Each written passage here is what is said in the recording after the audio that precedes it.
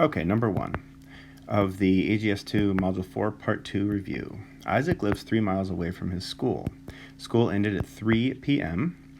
and he began his walk home with his friend Tate, who lives 1 mile away from the school, in the direction of Isaac's house. Isaac stayed at Tate's house for a while and then started home. On his way home, he stopped at the library, and then he hurried home. The graph below is a piecewise defined function that shows Isaac's distance from home during the time it took him to arrive at home. Okay, so we have distance on the y-axis and we have time on the x-axis.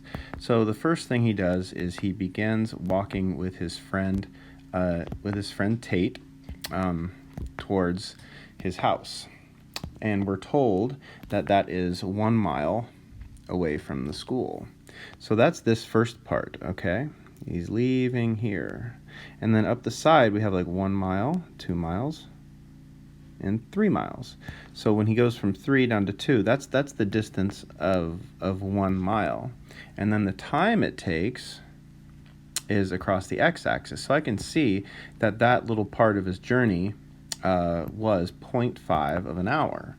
And if you write that, you might lose a little bit of credit because you got to put it into minutes. Okay, so I would say 30 minutes was that portion of it. Okay, and then what did they do after that 1 mile walk? Well, Isaac stayed at Tate's house for a while, an unspecified amount of time, before he started home. Okay, so when he's staying at his house, we can see he's not going any distance at all. So what I like to do is I like to mark onto the graph, you know, what's going on at each part. So this is when he's at, you know, Isaac's house. Okay, not going anywhere. But what did he do after that? He stayed at Isaac's house for a while, and then he started home again. Okay, so now he's moving, but then on the way, he's stopping at the library. So he's going from Isaac's here all the way down, and then he's finally at the library at this point of the graph, and he's not going anywhere when he's at the library. So again, it's not moving on the y-axis. It's not moving on the distance side of things. And then finally, he leaves the library and heads home. And this is finally when he gets home. Okay, so now that we understand the graph a little bit better, it's easier to answer the questions. A, how much time passed between school ending and Isaac's arrival at home? Okay, so how much time did it go from, you know, the start to the end? Well, I can see this is the point 3.750. So that means this went over 3.75. So I would say something like it took Isaac 3.75 hours. And I would be impressed if you wrote that in a time that, you know, people would use more in real life. So that would be, or 3 hours and 3/4 of an hour would be 45 minutes to get home from school.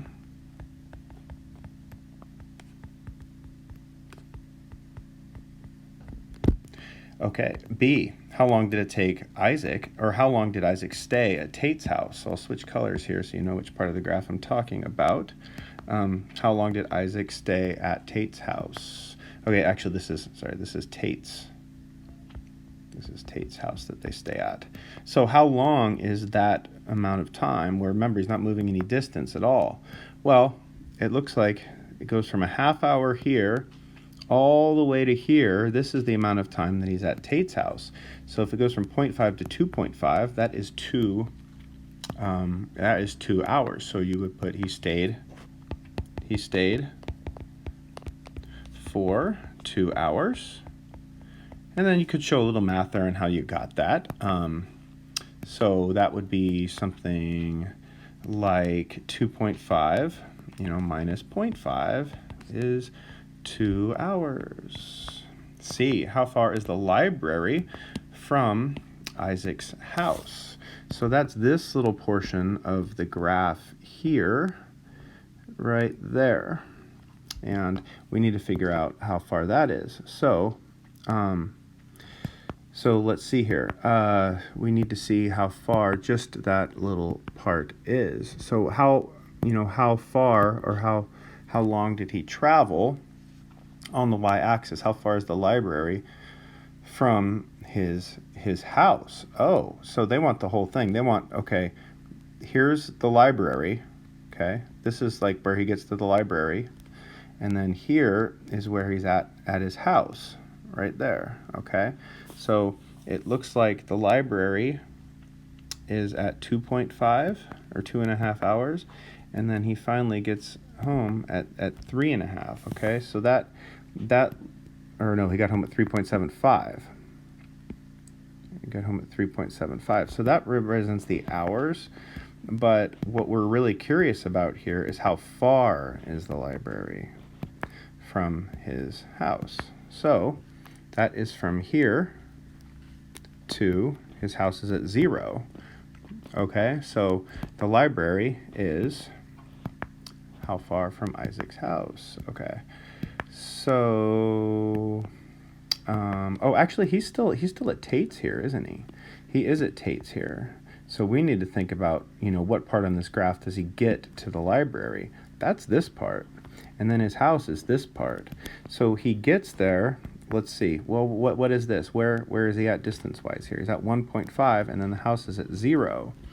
So you would say that the library is actually 1.5 miles. So the library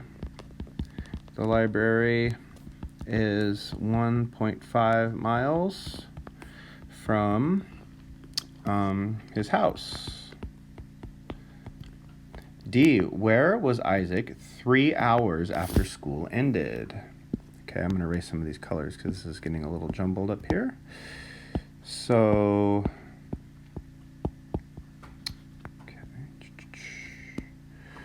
so where was he 3 hours after school ended? So here's 3 hours right here.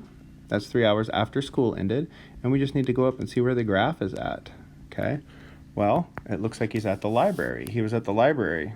So he was at the library 3 hours after school ended. E, use function notation to write a math sentence expression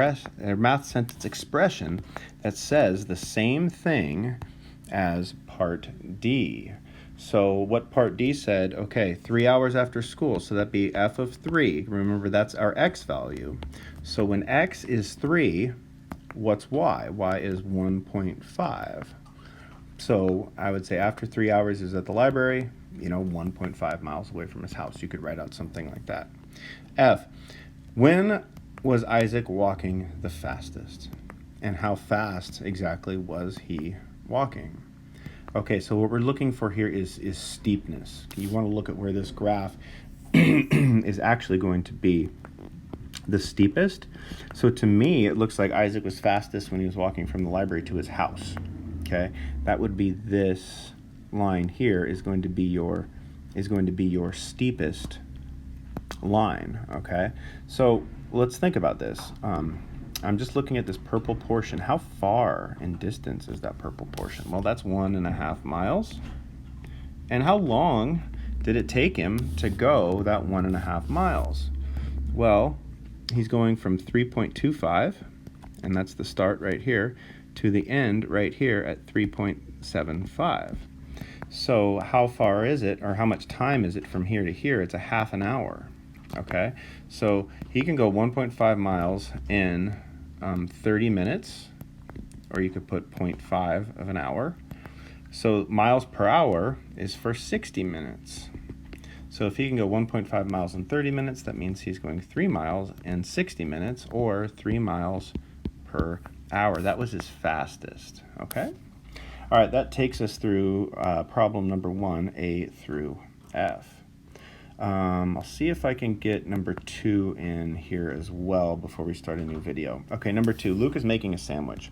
He puts a condiment on the bread, then lettuce, a slice of tomato, Swiss cheese, and then some bacon before putting on the last slice of bread. Luke couldn't remember which condiment he put on the bottom slice of bread.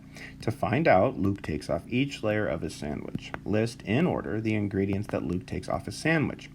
Explain how this relates to what we have been doing in class. To find out which condiment Luke put on a sandwich. Check the answer key. Okay, so what did he do? Well, first of all, he took a piece of bread, okay, and then from there, he did what? Well, he took a piece of bread, and from there, he added a condiment, and from there, he went with lettuce, and then after that, he did tomato, and then he went with cheese. I'm not going to write Swiss cheese, I'm just going to write cheese. And then after that was, of course, the bacon. So that was bacon last. Now when he takes it off to see what the mysterious condiment was, it's that in reverse. So it goes bacon, and then cheese, and then tomato, and then lettuce, followed by the condiment. So we got all the way back to condiment by undoing the sandwich, and that's what the inverse does. So you would say something like the inverse undoes whatever the original function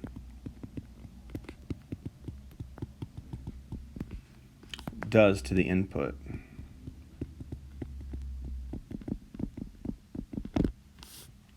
Okay, very good. And I think I'm going to call this video right here because I'm starting to run out of time for this video. So that'll be video